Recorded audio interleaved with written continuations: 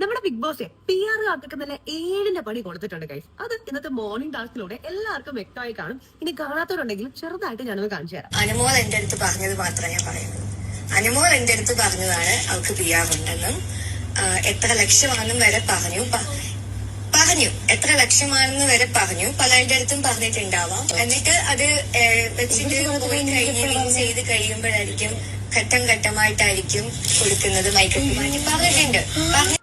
ശരിക്കും പറഞ്ഞാൽ ഇതിൽ ബിന്നി പറയുന്നതിനോട് ഞാൻ യോജിക്കുന്നുണ്ട് കേട്ടോ. കാരണം എന്താ വെച്ചാൽ ഈ ബിന്നി പറഞ്ഞിട്ടുള്ള ആ ഒരു വ്യക്തി ഉണ്ടല്ലോ, അകത്ത് ബിന്നി അടുത്ത് മാത്രമല്ല പലരോടും ഇത് പറഞ്ഞിട്ടുണ്ട്. അതിന്റെ വീഡിയോസൊക്കെ ഇപ്പൊ കിടന്ന് ഓടുന്നുണ്ട്. നമ്മുടെ ഷാനവാസിക്കടുത്ത് പറഞ്ഞിട്ടുണ്ട്, പിന്നെ ഞാൻ പേര് പറയാൻ ആഗ്രഹിക്കാത്ത കുറെ പേരടുത്ത് പറഞ്ഞിട്ടുണ്ട്. എന്തിനേറെ പറയുന്നു, എന്റെ അടുത്ത് പോലും ഞാൻ അകത്തുണ്ടപ്പോൾ പറഞ്ഞിട്ടുണ്ടായിരുന്നു ഈ PR കഥകൾ. ശരിക്കും പറഞ്ഞാൽ എനിക്കൊന്നേ പറയാനുള്ളൂ, ഈ PR ചെയ്ത് അവിടെ പിടിച്ചു നിൽക്കുന്ന ആളുകളെയൊക്കെ മനസ്സിലായില്ലേ? അവർ തന്നെ പരസ്പരം അവരെ കുറിച്ച് പറയുന്നുണ്ട്. ഇനിയിപ്പോൾ മനസ്സിലായിട്ടില്ലെങ്കിൽ ഇന്നത്തെ എപ്പിസോഡ് ലൈവൊക്കെ ഒന്ന് കണ്ടാൽ കുറച്ചുകൂടെ വ്യക്തമായിട്ട് നിങ്ങൾക്ക് മനസ്സിലാവും ആരൊക്കെ PR ചെയ്താണ് അകത്ത് നിൽക്കുന്നത് എന്നുള്ള കാര്യങ്ങളൊക്കെ.